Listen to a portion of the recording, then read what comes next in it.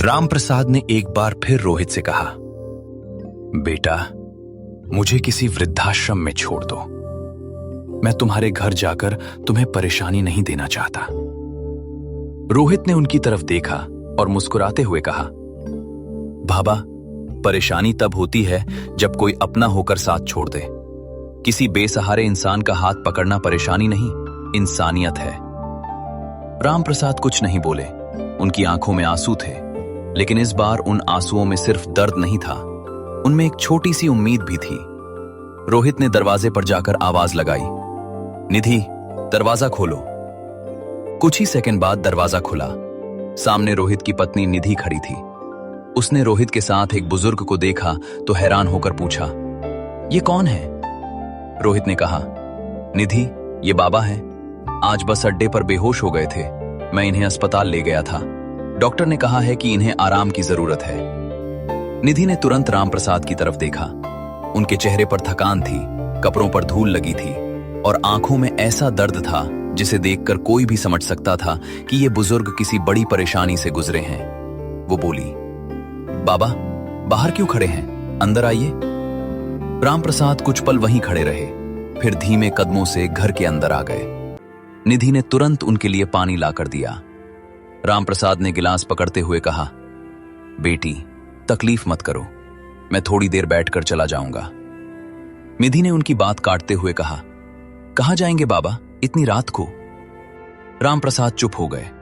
निधि ने फिर पूछा, आपका घर कहां है? इस सवाल पर रामप्रसाद की आंखें झुक गईं। उन्होंने धीमी आवाज में कहा, घर तो है बेटी, बस अब उसमें मेरे लिए जगह नहीं बची। निधि कुछ समझ नहीं पाई। उसने रोहित की तरफ देखा। रोहित ने सिर झुका लिया। फिर उसने धीरे धीरे सारी बात निधि को बता दी।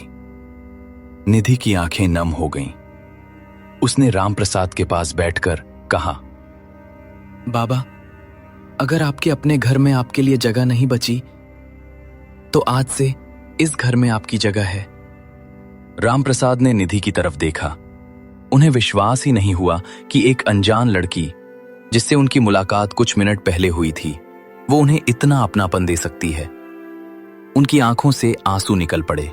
उन्होंने कहा, बेटी, आज तुमने मुझे बहुत बड़ा सहारा दिया है। निधि मुस्कुराकर बोली, सहारा नहीं बाबा, बस परिवार में एक सदस्य और बढ़ गया है। उस रात निधि ने रामप्रसाद के लिए खाना बनाया। खाने की मेज पर बैठते हुए रामप्रसाद झिझक रहे थे। रोहित ने कहा, बाबा, खाना शुरू कीजिए। रामप्रसाद ने पहला निवाला लिया। कुछ पल बाद उनकी आंखें बंद हो गईं। निधि ने पूछा, खाना अच्छा नहीं बना क्या? रामप्रसाद तुरंत बोले, नहीं बेटी, खाना बहुत अच्छा है, बस बहुत दिनों बाद किसी ने प्यार से खाना खिलाया है। निधि की आंखें भर आईं। रोहित भी चुप हो गया। उस रात तीनों ने बहुत कम बातें की, लेकिन उस छोटे से घर में एक नया रिश्ता जन्म ले चुका था। अगले कुछ दिन रामप्रसाद ने आराम किया। निधि समय पर उन्हें दवा देती और दोनों उनकी छोटी छोटी जरूरतों का ध्यान रखते।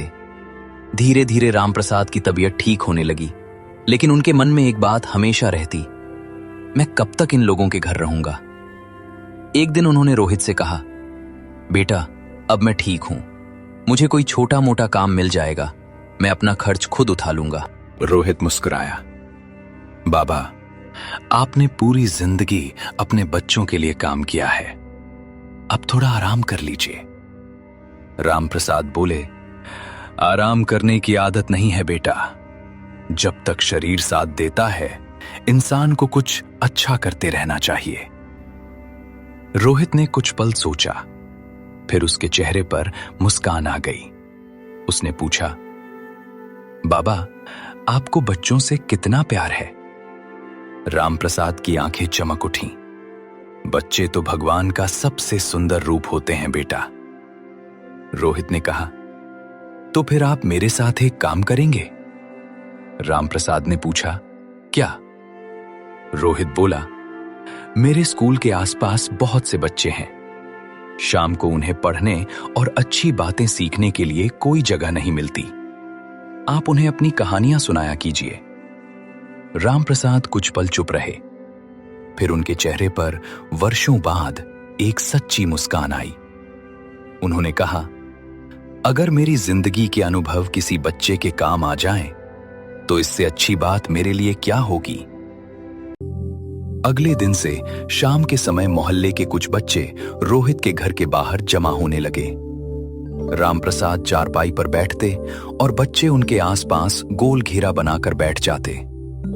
वो उन्हें ईमानदारी, मेहनत, माता पिता का सम्मान और मुश्किल समय में हिम्मत रखने की बातें बताते।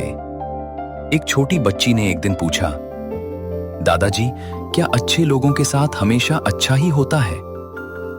रामप्रसाद कुछ पल शांत रहे, फिर बोले, नहीं बेटी, अच्छे लोगों के साथ भी मुश्किलें आती हैं, लेकिन अच्छे इंसान की पहचान यही है कि मुश्किल आने पर भी वो अपना अच्छा दिल नहीं बदलता। बच्चे ध्यान से उनकी बात सुन रहे थे। दूर खड़ा रोहित भी मुस्कुरा रहा था। उसे समझ आ गया था कि जिस बुजुर्ग को वो सड़क से उठाकर घर लाया था, वो सिर्फ एक बेसहारा पिता नहीं, बल्कि अनुभवों का एक पूरा खजाना था। धीरे धीरे बच्चों की संख्या बढ़ने लगी। अब हर शाम रामप्रसाद के पास 10, फिर 20 और देखते ही देखते कई बच्चे आने लगे। मोहल्ले के लोग भी कहने लगे, रामप्रसाद दादाजी की बातें बच्चों को बहुत पसंद हैं। रामप्रसाद को पहली बार लगा कि उनकी जिंदगी अभी खत्म नहीं हुई है। शायद भगवान ने उनसे एक परिवार छीना था, लेकिन बदले में उन्हें एक नया परिवार दे दिया था।